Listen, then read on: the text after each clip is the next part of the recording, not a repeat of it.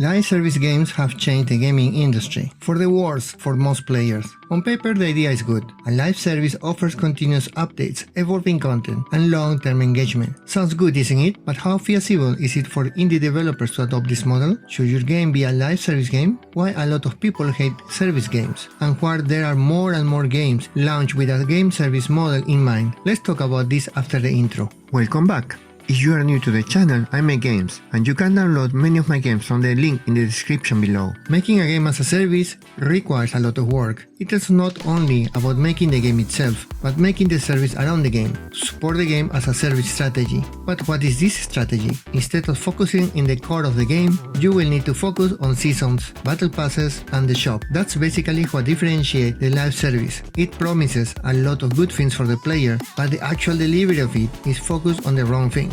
First, the game is designed as needy. It is focused on trying to keep the player engaged with the game for as long as possible. Companies want all your time, so you cannot play any other game. Players cannot play whenever they like. They need to play almost all the time, otherwise they will fall behind. There are countdowns, and if players miss the window, they will lose the reward. Second, incomplete experience. The content comes dripping at a very slow pace, and players are punished for playing, and they don't even know about it. Players don't get to enjoy the full experience because there is no full experience. There is no beginning and end. It is just an infinite loop, and even if there is an end on the surface, it's not something that will end the game itself. So you will keep playing over and over. Think about Diablo 4 for example. You have a main storyline, but the main goal is not story, it's the loot that you can find, and you will never be able to get all the items you want. Also, usually the launch is a broken beta version with very large patches. The only thing that really works in those games is the store, and that's the only thing that gets a fix in seconds. How about the broken player game experience? Oh, that's not a priority. Third, sunk cost fallacy. If players purchase the battle pass or things in the store, they will try to play longer to justify the purchase, and most probably will keep purchasing more and more.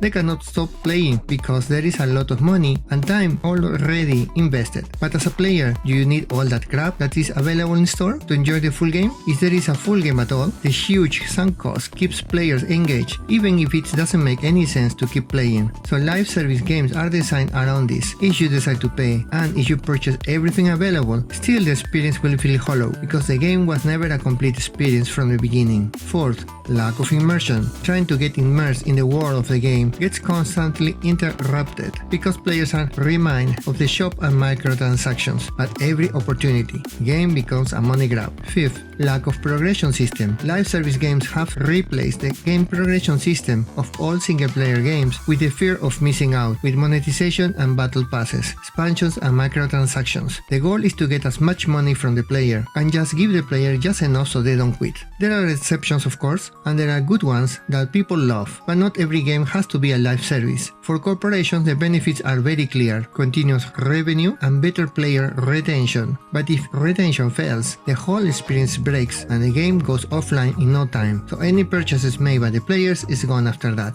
For indie game developers, this model can potentially lead to a sustainable income and a dedicated player base, but the complexity of this business model may only work on large studios due to the amount of work to keep the service alive. The usual intention of indie game developers is to give unique player experiences, so a live service contradicts all these principles. Is pursuing a live service model worth it as an indie developer? It depends on your game and your goals. For single player games, I think it's better to focus on core game experience and release patches and enhancements that will bring more players to purchase the whole game experience. If your focus is to make money, focus on making good games. And that's it for today. Do you think your games as a live service is worth it? Are you looking to give an incredible experience to the player, or are you looking to milk them? Let me know what you think in the comments below. If you want to support my work, please click like and subscribe, and click on the notification bell so you do not miss my next update. Thank you so much for watching my journey. See you next week.